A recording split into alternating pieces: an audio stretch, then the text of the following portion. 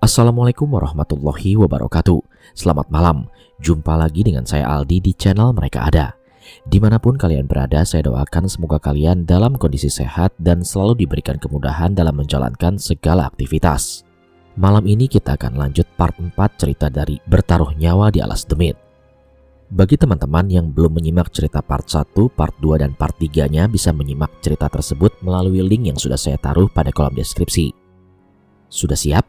Kalau gitu tanpa banyak basa-basi lagi, mari kita mulai ceritanya.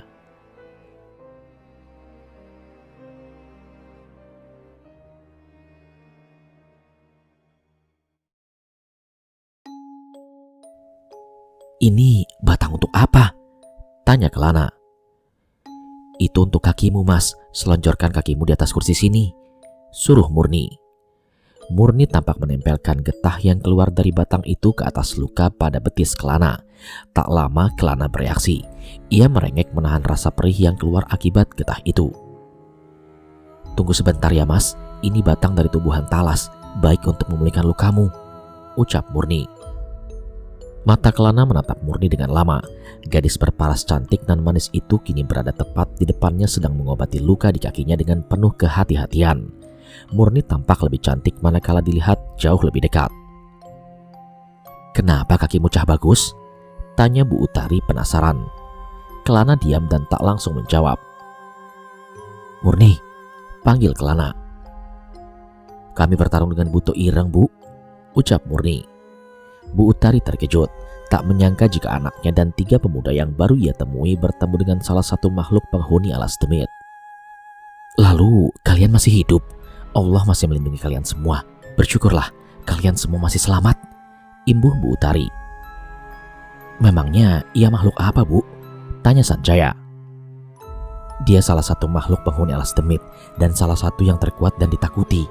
Tapi tenang saja, desa ini sudah diberikan perisai gaib yang bisa menghalanginya untuk masuk ke sini, ucap Murni. Alas Demit? Tanya Sanjaya. Yang kalian lewati itu adalah Alas Demit. Desa ini hampir seluruhnya dikelilingi oleh alas demit. Hutan yang hampir dihuni oleh seluruh makhluk berenergi kuat di Gunung Merbabu ini. Hampir tak ada cahaya matahari masuk setiap harinya. Hanya ada kegelapan di hutan itu. Kemudian dalam hati Kelana pun berpikir, pantas saja dia menemui banyak sekali makhluk-makhluk aneh bersarang di segala penjurunya. Lalu, siapa yang memancing Buto Ireng itu menghampiri kalian? Zafar tertunduk. Sanjaya, Kelana, dan Murni semuanya menatap Zafar, seolah sadar kalau Zafarlah pelakunya. Bu Utari pun memberikan nasihat-nasihat agar tidak mudah tergoda lagi oleh godaan yang mereka buat untuk menjebak setiap manusia yang melintas di dalamnya. Kalian kok bisa di dalam hutan itu, Cah Bagus? Tanya Bu Utari sambil menatap Kelana. Kelana diam sejenak, kemudian menatap Sanjaya dan Zafar di sebelahnya. Ia bingung menjelaskannya, karena semuanya bergulir begitu saja tanpa direncanakan. Gak usah takut, imbuh Bu Utari seakan tahu isi hati Kelana. Kami bertiga hendak mendaki, tapi gak tahu kenapa tiba-tiba saja kami tersesat dan kehilangan arah yang benar, Bu. Sudah kuduga, setiap orang yang kesini pasti karena tersesat waktu mendaki ke Gunung Merbabu. Loh, memangnya sering ada pendaki tersesat, Bu? Tanya Sanjaya. Tidak setiap orang yang kehilangan arah lalu masuk ke Alas Demit atau bisa sampai di sini. Orang yang hatinya bersih saja yang bisa sampai di sini, Cah Bagus. Jika tidak, sudah pasti hilang di alas itu, Alas Demit. Masih beruntung kalian tidak memiliki niat jahat di sini. Jadi Allah masih mengasihi kalian semua, tutur Bu Utari. Iya, Bu, berkat Murni juga kami bisa sampai di sini, kata Kelana. Bu Utari, saya boleh bertanya? Tanya Sanjaya. Bu Utari lantas tersenyum seraya duduk di kursi di dekatnya. Silahkan, tanyakan saja yang ingin kamu tanyakan. Saya jawab kalau saya bisa, jawab Bu Utari. Sebelumnya, saya mohon maaf jika saya bertanya begini, Bu Utari.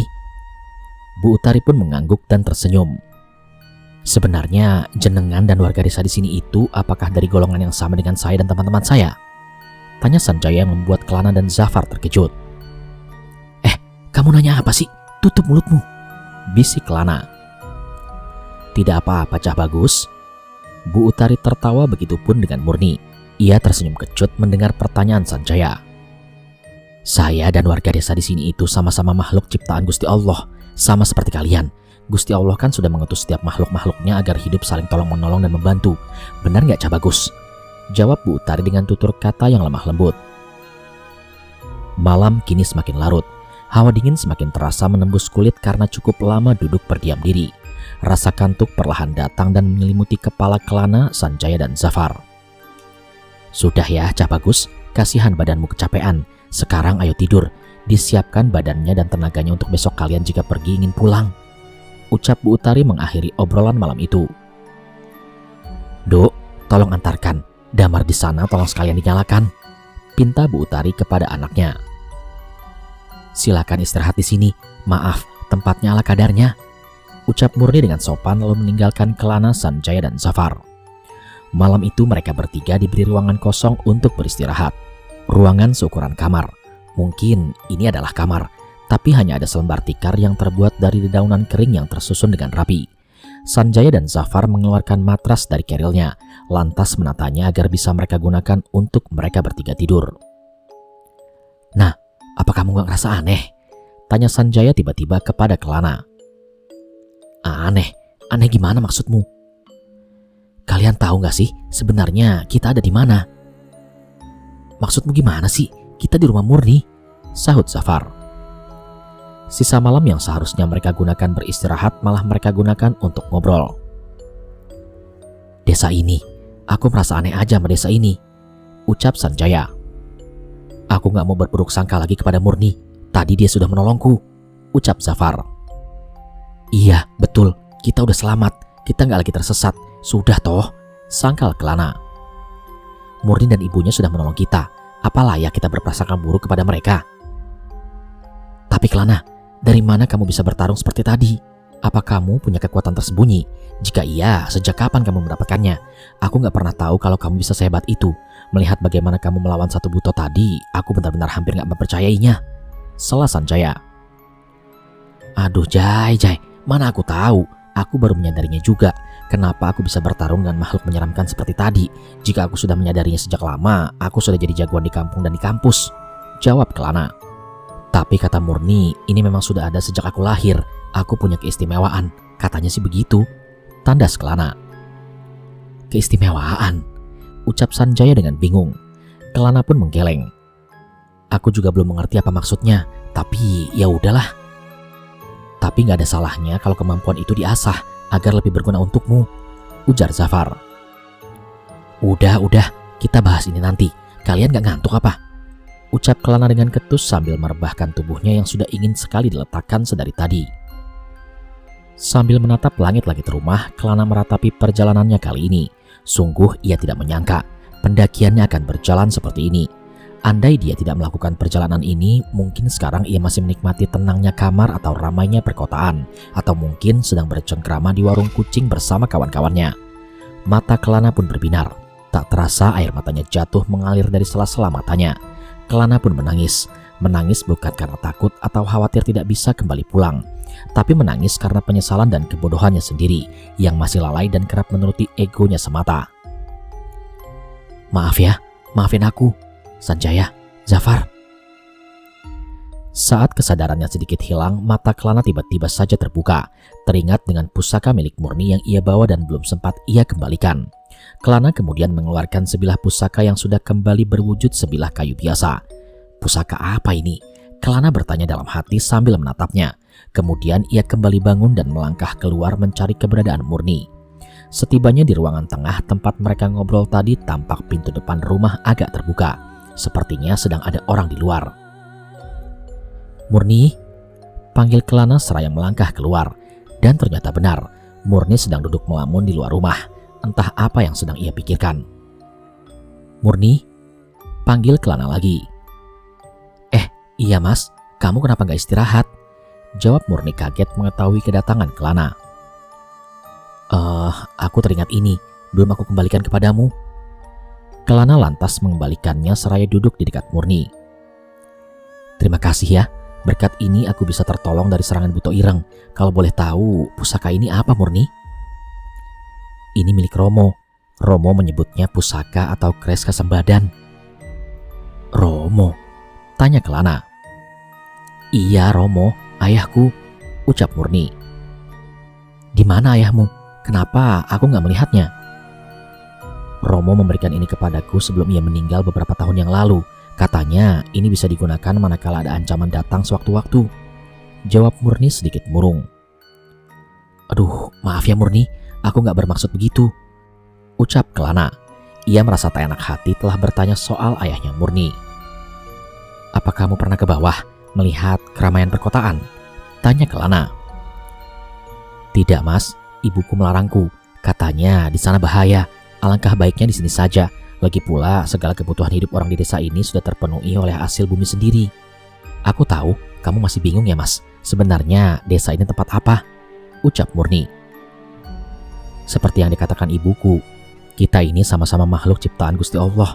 Kami juga beribadah kepadanya. Lihatlah pagi nanti, desaku tak semenyeramkan yang kamu pikirkan mas. Ucap Murni sambil sedikit tersenyum. Kelana yang melihat senyumannya pun tertegun. Senyuman yang sejuk. Siapa yang tak damai melihat senyuman gadis manis seperti Murni ini? Hanya laki-laki bodoh yang tak punya keinginan hidup bersama Murni. Murni, andai aku menemukanmu di bawah sana, aku gak akan ragu. Kelana berandai-andai dengan pikirannya sendiri. Sayup-sayup suara burung mulai berkicau. Cahaya matahari pun perlahan merangkak naik. Kelana yang tidur paling akhir pagi ini dibangunkan Zafar dan Sanjaya yang sudah lebih dahulu terbangun. Nah, bangun nah. Gak enak tidur di rumah orang kalau bangun siang-siang. Padahal pagi itu belum genap jam 6. Tapi Bu Utari dan Murni sudah berkutat dengan aktivitas rumahnya. Merasa tak enak jika seorang pemuda bangun siang-siang, mereka bertiga merangkak keluar. Dan kedatangan mereka pun disadari oleh Bu Utari. Kalau mau mandi di sana ya, agak jauh. Di sini satu kamar mandi bisa dipakai oleh beberapa rumah, ucap Murni sambil menunjuk arah yang dimaksud. Oh iya, aku juga sudah ingin buang air kecil, balas Zafar. Ya sudah, sekalian aja kita bertiga barengan ke sana, ucap Kelana. Sambil membawa bejana dari tanah liat milik Murni dan ibunya, Murni pun menemani mereka bertiga. Untuk apa bejana ini Murni? Tanya Sanjaya. Kita itu mesti timba air dulu di sumber dekat sana mas, jawab Murni. Di sepanjang perjalanan menuju kamar mandi, udara sejuk pegunungan dan hangatnya matahari pun akhirnya mereka bertiga rasakan. Meski jauh dari kesan modern, desa tempat tinggal Murni ini sangatlah indah dan terasa sangat tenang. Memang benar kata Murni, desa tempat tinggalnya tak semenyeramkan seperti yang Kelana bayangkan. Jumlah warga di sini tidak terlalu banyak. Di jalan mereka pun berpapasan dengan beberapa warga yang sedang lalu lalang beraktivitas. Senyum ramah pun mereka terima saat berpapasan. Namun ada beberapa juga yang aneh melihat Kelana dan kedua temannya itu. Apakah karena mereka asing melihat kehadiran tiga pemuda yang berpenampilan berbeda? Jalanan di desa Murni ini benar-benar bersih dan asri. Tak ada sampah-sampah plastik seperti di bawah sana. Kamar mandi yang dimaksudkan oleh Murni ternyata jaraknya cukup jauh dari rumahnya. Letaknya ada di ujung desa sebelah utara. Bagaimana kakimu mas? Tanya Murni pada Kelana. Oh, sudah membaik. Aku rasa pengobatanmu semalam itu berhasil. Terima kasih ya, ujar Kelana dan Murni pun tersenyum kepadanya. Di situ Zafar mandi duluan. Ia mengambil bejana yang dibawa oleh Murni, lalu mengisinya dengan air di sumur terdekatnya. Setelah penuh dan akan mengangkatnya. Kenapa Far? Gak kuat? Tegur Sanjaya dengan tertawa. Berat ya mas, sini biar saya bantu, ucap Murni seolah tahu jika Zafar tak kuat mengangkatnya. Wah, gak usah. Apa kata dunia kalau aku kalah dengan wanita? Balas Zafar dengan sombong.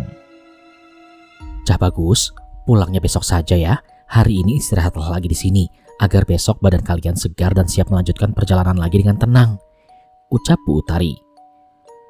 Kami tidak enak jika merepotkan jenengan dan Murni, Bu, timpal Sanjaya.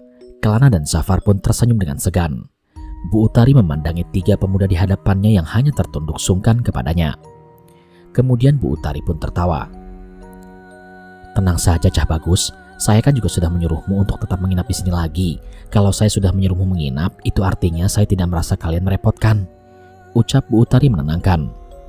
Saat hari menjelang siang dan saat matahari sudah mulai tinggi, Bu Utari mengajak kami ke depan rumah. Duk, tolong ambilkan air minum, bawa ke depan, suruh Bu Utari kepada anak gadisnya. Di situ Bu Utari menjelaskan mengenai arah dan medan yang harus mereka lalui esok. Beruntung Zafar menyelipkan sebatang pensil dan buku di dalam keril yang ia bawa, sehingga bisa menggambarkan peta jalur yang dijelaskan oleh Bu Utari. Selain itu, beliau juga mengajarkan Kelana, Sanjaya, dan Zafar cara membaca tanda-tanda alam, agar tidak tersesat saat melakukan perjalanan kembali. Karena esok mereka akan kembali melewati alas demit, dan alas demit di mana tempat bersemayamnya segala macam demit dengan berbagai wujud. Kelana dan Sanjaya pun menyimak apapun yang disampaikan Bu Utari kepada mereka. Semua itu cuma bisa dilihat saat kamu hati-hati, Cah Bagus. Jangan tergesa-gesa saat menetapkan langkahmu, ucap Bu Utari. Besok kalian akan saya beri gula dan kelapa yang berguna untuk badanmu agar lebih kuat manakala bertemu bahaya di dalam hutan. Gula, kelapa, apa pengaruhnya, Bu? Tanya Sanjaya dengan ragu. Beliau pun tersenyum lalu menjawab. Warga di sini sudah biasa menggunakan gula dan kelapa saat masuk hutan untuk mencari bahan makanan atau hewan buruan. Ini merupakan kepercayaan orang sini. Lantas, bagaimana cara menggunakannya, Bu? Dimakan, Mas, tapi sedikit saja, ucap Murni. Begitu saja, balas Kelana. Tidaklah, Nak, ucap Bu Utari. Bismillahirrohmanirrohim. Gusti Kang Maha Suci kula nyuwun diayomi. Ora ono daya guna iyan kekuatan ing dunya iki kecuali saka Gusti Allah Kang Maha Agung. Itu adalah doanya. Tidak ada kebesaran yang melebihi kebesaran dari Gusti Allah.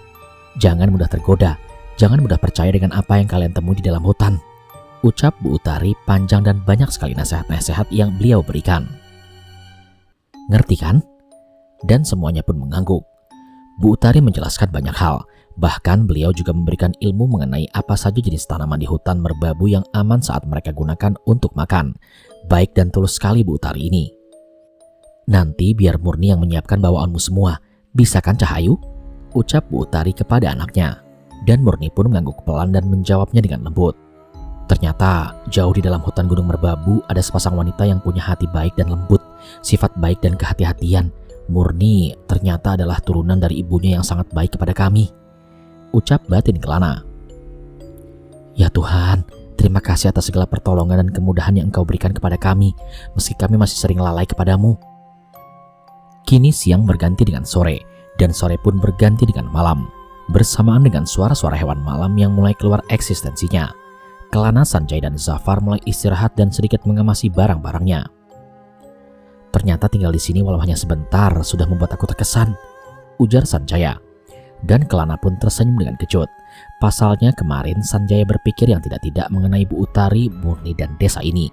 Namun pertemuan yang begitu terkesan seperti apapun pasti akan menemukan perpisahan, terutama esok pagi. Murni, gak kerasa ya? Besok aku dan kedua temanku pulang. Terima kasih atas kebaikanmu kemarin hingga sekarang. Bagaimana caraku membalas kebaikanmu dan ibumu? Tanya Kelana pada Murni di ruang tengah. Murni pun tersenyum kepada Kelana dengan wajah tersipu malu mendengar perkataan Kelana. Gak perlu, Mas. Romo dan Ibu menuturiku untuk berbuat baik kepada siapapun, termasuk pada kalian meski bukan dari sini. Murni, kalau boleh jujur, aku sangat suka melihatmu dikala tersenyum. Tapi besok aku gak bisa melihat itu lagi. Tapi aku sadar, aku itu hanya tamu dari luar, yang jika aku bisa pulang dan kembali mendaki ke gunung ini, entah bisa bertemu lagi denganmu atau tidak. Malam itu meski gelap, langit bercahaya akibat dipenuhi banyak bintang. Namun meski begitu, dada Kelana juga dipenuhi rasa bimbang dan sesak. Murni hanya terdiam mendengar kata-kata dari Kelana. Kelana melihat Murni dan ia tampak sedih, seolah meratapi waktu yang sangat cepat berlalu. Murni, maaf ya, ucap Kelana dengan lirih. Sudah malam, ayo istirahat, Mas. Besok kamu harus kembali melanjutkan perjalananmu. Jangan sampai kamu lemas karena kurang tidur malam ini, ucap Murni dengan suara yang parau. Murni pun meninggalkan Kelana dengan wajah yang sedih. Sebelum melangkah jauh, Murni sempat menatap Kelana dengan mata yang berbinar dan senyum manisnya yang masih sedikit mekar. Singkat cerita, sinar fajar mulai menampakkan warnanya dari celah-celah rumah. Pagi ini merupakan waktu yang berat bagi Kelana karena harus meninggalkan desa, Bu Utari dan Murni, perempuan yang ia kagumi sejak pertama kali bertemu. Kelana, Sanjaya, dan Zafar mengemasi barang-barang yang belum sempat mereka kemasi kemarin. Di luar, Bu Utari sudah menyiapkan gula dan kelapa yang beliau ceritakan kemarin. Semuanya terbungkus rapi di dalam lembaran daun pisang yang entah kapan beliau mengambilnya. termasuk beberapa singkong rebus yang sengaja beliau buatkan untuk bekal perjalanan Kelana, Sanjaya, dan Zafar. Sungguh tulus sekali Bu Utari ini. Kelana bingung entah dengan apa ia bisa membalas kebaikan beliau. Ampun Bu Utari, gak perlu repot-repot begini. Persediaan makan kami insya Allah cukup sampai kami sampai ke bawah lagi, ucap Kelana. Memangnya kalian tahu bakal sampai di bawah kapan? Tanya Bu Utari kepada Kelana sambil menatap Kelana, Sanjaya, dan Zafar. Tak seorang pun dari mereka menjawab pertanyaan Bu Utari. Memangnya masih jauh ya Bu perjalanan kami? Tanya Zafar. Jauh dekat tidak ada yang tahu Cah Bagus. Hutan itu sangat luas. Perjalanan bisa lama atau bisa cepat manakala kalian menebas di antara hutan itu. Demit-demit yang kalian temui kemarin bisa membuat lama perjalananmu. Kalian tidak bisa tahu semua itu. Tugas kalian adalah jaga-jaga dan waspada dari bahaya dan godaan-godaan dari dalam hutan itu, ucap panjang lebar Bu Utari sambil menasehati Kelana, Sanjaya, dan Zafar. Ngerti kan Cah Bagus? Tanya Bu Utari dengan penekanan. Iya Bu, kami ngerti, jawab mereka bertiga bersama-sama. Terutama kamu Cah Bagus, kamu yang tak lihat paling gak bisa ngatur emosimu, ucap Bu Utari pada Zafar. Bu Utari, Murni, hampir 2 hari ini kami bertiga merepotkan kalian. Kami ucapkan banyak terima kasih. Kami juga minta maaf jika seandainya kehadiran kami mengganggu. Sebenarnya saya masih betah kalau diminta menginap di sini lagi. Tapi ada tanggung jawab yang mesti kami kerjakan di kehidupan kami di bawah sana. Murni tertunduk lesu. Sangat ketara linangan air mata keluar dari matanya yang biasa Kelana lihat sangat indah itu. Linangan air itu mengisyaratkan jika ada rasa duka menerima kepergian ketiga pemuda di depannya. Terlebih lagi Kelana. Kamu kenapa, Dok? Tanya Bu Utari kepada anaknya. Murni pun menggeleng, mencoba mengelak dari rasa sedihnya yang sebenarnya bisa dilihat semua orang yang ada di sana. Kamu apakan murni sampai seperti ini, Kelana? Anak orang bisa-bisanya kau begitu kan? Bisik Sanjaya. Aku yo tahu, Dok, apa yang kamu pikirkan. Ibumu paham. Tapi kita dan Kang Mas yang ada di depanmu ini berbeda. Kita nggak bisa meninggalkan desa ini. Ibu sudah mengira dari awal. Yang sabar ya. Kalau memang Allah menakdirkan kalian berdua bertemu lagi, pasti akan bertemu lagi, ucap Bu Utari menenangkan. Sudah Bu, saya sudah ikhlas, tidak usah khawatir, jawab Murni seraya memaksakan wajahnya tersenyum sambil menyeka air mata yang masih terus saja keluar. Murni berusaha menutupi kesedihannya di pagi itu. Waktu terus berputar dan hari pun semakin siang. Saat matahari perlahan meninggi, Kelana memaksakan kakinya untuk mulai melangkah keluar rumah. Hatinya pun sedih, perasaannya pun demikian. Semoga saja pertemuan ini bukan menjadi pertemuan terakhirku dengan Murni, ucap Kelana dalam hati. Diingat-ingat ya Cah Bagus, apa yang saya sampaikan kemarin itu untuk peganganmu nanti selama perjalanan. Semoga perjalanan kalian semua selamat sampai tujuan, ucap nasihat Bu Utari. Kelana, Sanjaya, dan Zafar pun mengangguk. Sebagai akhir dari pertemuan, mereka bertiga pamit dengan berjabat tangan kepada Bu Utari, mencium tangannya sebagai tanda hormat mereka kepada beliau yang telah membantunya bertahan hidup selama di sini. Matur nuwun Bu Utari, Ibu orang baik. Semoga kami bisa bertemu lagi dengan Ibu. Setelahnya tibalah berpamitan dengan Murni. Sanjaya dan Zafar lebih dulu menjabat tangannya dan Kelana berada di paling akhir. Saat Kelana menatapnya, Murni hanya bisa menundukkan wajahnya. Mungkin hanya itu yang bisa ia lakukan untuk menutupi rasa duka di dalam hatinya. Kelana pun meraih tangannya, lalu menatap dua bola mata yang semakin deras dengan air mata. Murni, aku pamit ya. Terima kasih, dan maaf jika kami harus pergi sekarang. Jaga dirimu dan ibumu baik-baik, ucap Kelana dengan suara yang parau. Melangkahlah yang berani, dan jadilah laki-laki yang tangguh terhadap semua masalah yang terus datang silih berganti, balas Murni. Sebentar Mas, ucap Murni yang berlari ke dalam rumah dan semuanya menatapnya dengan heran. Kamu ngapain sih nak? Tanya Bu Utari. Dan beberapa detik kemudian Murni keluar lagi sambil membawa benda yang tak asing bagi Kelana. Ini, bawalah ini Mas, untukmu dan teman-temanmu berjaga-jaga. Dok, apa kamu yakin itu barang peninggalan Romomu loh? Terang Bu Utari. Tidak apa-apa Bu, masih ada peninggalan Romo yang bisa saya pelajari lagi, jawab Murni. Iya Murni, jangan, simpan saja, kami bisa menjaga diri. Selagi aku tidak bisa bersama langkahmu, hanya ini yang bisa aku berikan untuk melindungimu dan teman-temanmu Mas. Terimalah, agar aku tenang saat kamu mulai melakukan perjalanan nanti, pinta Murni. Kelana kemudian melirik Bu Utari dan beliau hanya diam melihat anaknya yang tengah bersedih.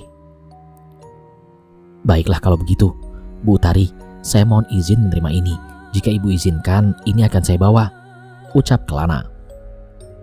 Bawa saja, kalau memang itu bisa membuat anak saya berhenti menangis himu, jawab Bu Utari. Matahari sudah hampir di atas kepala. Kelana harus cepat memulai perjalanannya. Selamat tinggal Bu Utari, kebaikanmu tidak akan pernah kami lupakan. Dan selamat tinggal Murni, akan selalu ada ruang di hati untuk mengenang segala rasa yang tumbuh hingga sekarang ini. Berat, terasa berat sekali perpisahan ini. Akankah aku bisa bertemu dengan Murni lagi? Tapi semoga Tuhan mengizinkanku untuk bertemu gadis manis ini entah kapan itu. Mereka kembali melangkah lagi. Sebagai permulaan, mereka harus menyusuri dan memanjat tebing yang cukup tinggi untuk keluar dari desa tempat tinggal Murni. Setelah berhasil, mereka pun kembali sampai di dalam hutan yang memiliki hawa mencekam bila dirasakan. Mereka bertiga pun berhenti lalu berdiam diri sambil memperhatikan ke segala penjuru hutan. Apa kita sudah berada di alas demit lagi? Tanya Sanjaya. Sepertinya sih iya, semoga kita selamat. Berdoalah. Kalau gitu, ayo kita mulai melangkah lagi, ucap Kelana.